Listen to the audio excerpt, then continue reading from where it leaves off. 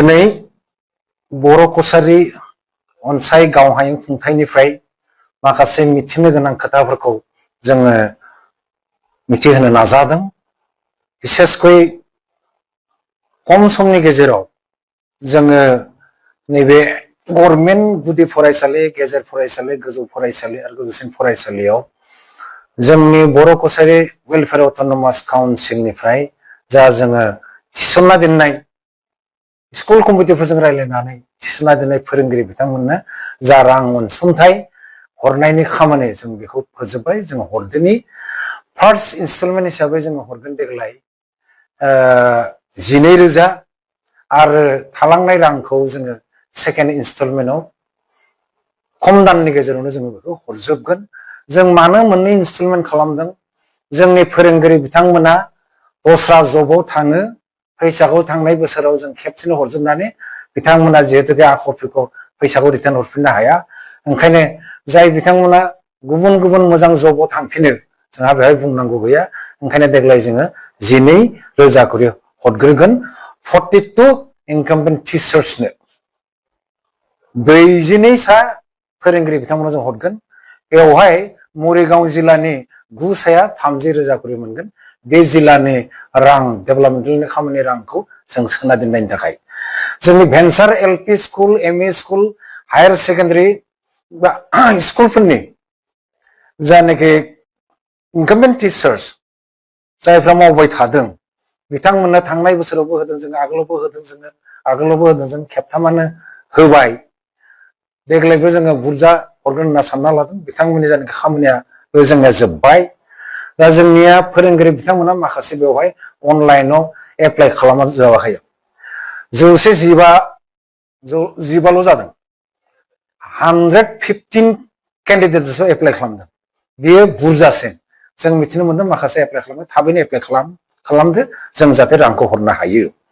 जोङो मैया दाखालि बिसायख'थिनि उनाव government LP school, ME school, high school, higher secondary स्कुलफोराव जोङो नायहैदोंमोन, आवगायलांदोंमोन बिथांमोनखौ लोगो हमनो।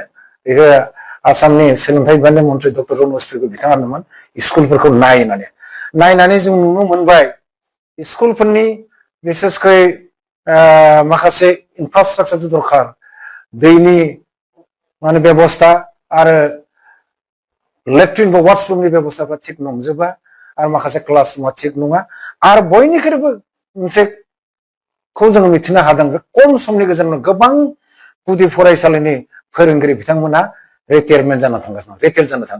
जों सासेल'खा रिटायार जाबा मा जागोन? बेफोर जेंनाखौ जोङो मोगा मोगि जाबोदों। बेखौ जों सरकारजों ओरैहाय टेकआप खालामनो हायो जों रायज्लायबाय थादों। बेनिफ्राय जोङो आंगनबादि सेन्टाराव असमिया बिजाब सोलिबाय थायो। जों सरकारखौ होनदों जे थाबैनो बेखौ बर'नि साफायनांगौ। टिचार लार्निं मेटेरियेल्स आरो आंगनबादि सेन्टारनि जायनाखि लेखाफोर, मैया जोङो सोलोंथाइ बिफाननि मन्थ्रिखौ लोगो मोनदों, दाखालिबो लोगो मोनदों। बिथाङा जोंखौ सुबुरुन्थन होदों जे बेखौ ससियेल वेलफेयार डिपार्टमेन्टआ जोंनि आब' अजन्ता नियग बायद'आ बेखौ नायो। ओंखायनो नोंथांमोना अजन्ता बायद'जों रायज्लायदो होनना बुंदों। गावनो बिथाङा बेखिनिखौ थिग खालामना होदों। गावबो जोंनि जानानै अभार टेलिफनाव बुंदों। जों लोगो मोननो मैया नियग बायद'खौ बिथाङा जोंखौ डिटेल्स लिरनो होदों। अबे आंगनबादियाव मा जागासिनो दङ, बेसेबांखिनि जोंनिया गथ' गथायफ्रा फैयो, बेफोरनि बिल्डिं इनफ्रास्ट्राक्चार माबायदि बेखौ लिरनानै होनो थिनदों। जों बेखौ पेपार वर्क खालामबाय थादों। बेफोरनि लोगोसे फैगौ 18 जुलाइ खालि खौसेथि बर' सुबुं आफादनि जायनाखि फाउन्डेसन डे, बेवहाय जोंनि काउन्सिला प्रत्येक बोसोर बिथांमोना जाखिनि लिस्ट होनाय, मालाबा 47, मालाबा 45, देग्लाय 30 स्टुडेन्ट, मेरिटरि स्टुडेन्ट क्लास 10 नि बर' बिजोंजों पास जानाय 10 जों होगोन। आरो एसामिस बा एनि मिडियाम्स बेवहाय 10 जोङो 20 क्लास 10 निखौ जों होगोन 10,000 करि। आरो हायार सेकेन्डारिनि गासै 10 जों 30 मेरिटरि स्टुडेन्ट बिथांमोननो काउन्सिलनिफ्राय 10,000 करि रां हरनायनि जायनाखि बेबस्था, रां हरनायनि जायनाखि खामानि जों फोजोबबाय। बेखौ 18 जुलाइ खालि फाउन्डेसन डे इउपिपिएलनि बेवहाय बिथांमोना राननानै होगोन बेखिनिखौनो मिथिहोबाय लोगोसे बे समाव जोङो आसाम डाउन टाउन इउनिभारसिटियाव 3 बोसोर जों केन्डिडेट हरबाय बहुत बुरजा जाबाय जोंनिया 145 गोजौ जाबाय जोंनिया देग्लायबो जों हरगोन 20 सा देग्लायबो जों हरगोन आरो बिटिसि सरकारजों लोगो जानानै गुवाहाटीयाव 15 सा माने एपिएससि कोचिं बेबो जोब्बाय बिथांमोना प्रिलिमिनारि हयथ' एग्जामिनेशनावबो बा अन्यान्य एग्जामिनेशनावबो गुबुन गुबुन एग्जामिनेशन बिथांमोना भाग लाबाय दिल्लीयाव जोंना 15 सा यूपीएससी कोचिंनि कैंडिडेट बिथांमोना गबोबाय बिथांमोनाबो प्रिलिमिनारि एग्जामिनेशनाव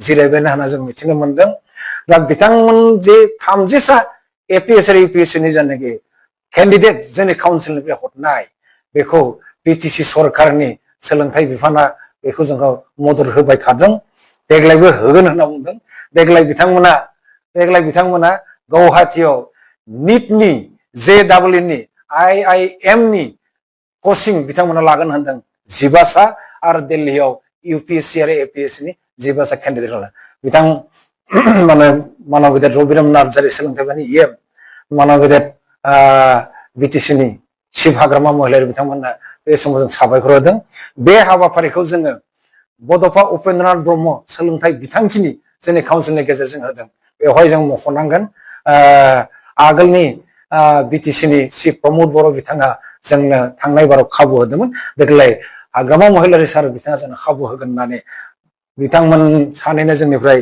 रोजा रोजा जोंनो मान बावनायखौ जासिदों आं खावलायदों जोंनि मास्टार समाजा जोंनि फोरोंगिरि समाजा जाहाथे आवगायबोयो जोङो आसाम सरकारनो जाखिनि जोंनि गिदिंनायनि रिपर्ट भेन्सार स्कुलनि जानाखि प्रसेस बे खामानिफोराव बिथांमोननि हेफाजाब नांगौ इतिमध्य डिपार्टमेन्टआ जोंनो भेन्सार स्कुलफोरनि हानि आरो स्कुला गोथां दंना गैया इंस्पेक्टर स्कुलनि लेखाफोर होदों बेहाय जाहाथे जोंखौ फोरोंगिरि समाजा सहाय खालामो गोजोनथों